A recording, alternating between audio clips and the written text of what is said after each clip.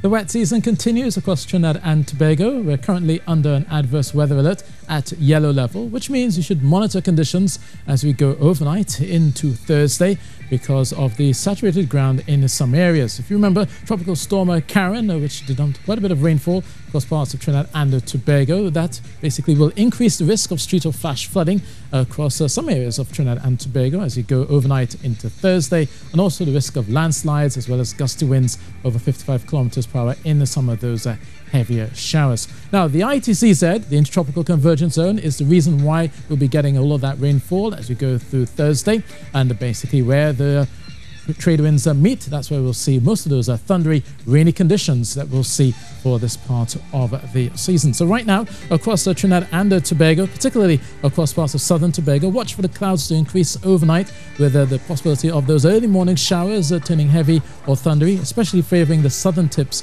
of Tobago. Out towards the north, you'll see general cloudiness and some passing showers, and there will be that medium to high chance of a thunder shower as you go through the first half of the day. Some of the conditions expected for northern parts of Trinidad, but along the south coast, do watch for a lot more rain as you go through the first part of the night, just around 2 a.m. going across into about 5 a.m. Look for those heavy bursts to push all the way up towards the north. Most of those showers will be with you during the rush hour, first thing in the morning, so be mindful of that on the roads. Take care, you will be seeing some slippery conditions as well as a street or flash flooding in those downpours as we go through the morning and into the afternoon. And that's the main reason why you should just monitor where you're going and the conditions that will be about, with a medium to high chance of a shower that could turn heavy or thundery for central and southern areas as well. Now, offshore, looking at the possibility of some of the winds whipping up the waves up to about 2 meters is likely offshore through the Caribbean and the Atlantic. You'll notice that the prevailing winds will be from the east sea southeast at 10 to 15 knots. We could be seeing winds higher than that, possibly up to 30, 35 knots in places as we get to those showers coming through.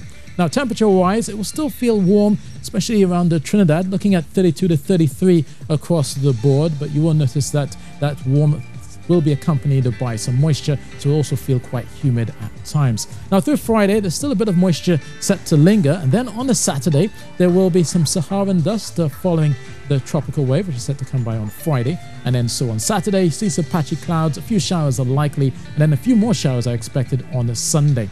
Meanwhile, for the eastern part of the Caribbean, we've seen that tropical wave. For the western part of the Caribbean, near to Cuba, there's an area of low pressure that does bear watching, but nevertheless, it continues to bring some of those thundery showers across Cuba, as well as for Jamaica and Haiti. So they need to notice some thundery downpours across Port-au-Prince. They also have a flash flood watch in effect, so they'll be watching for all of those showers that could turn on the heavy side for Haiti. But for the Eastern Caribbean, the tropical wave accompanying that ITCZ will likely only bring those heavier showers towards Barbados by the latter half of Thursday, but more so on Friday. You'll notice that most of the southern Windward Islands will be seeing a lot more of that shower activity, especially around Grenada and St. Vincent. Down towards Georgetown, they're on the southern side of the ITCZ, so only a few brief showers are expected on a high of 32 degrees Celsius. But for us, the adverse weather alert will be in effect from 2 a.m. Thursday to 2 p.m.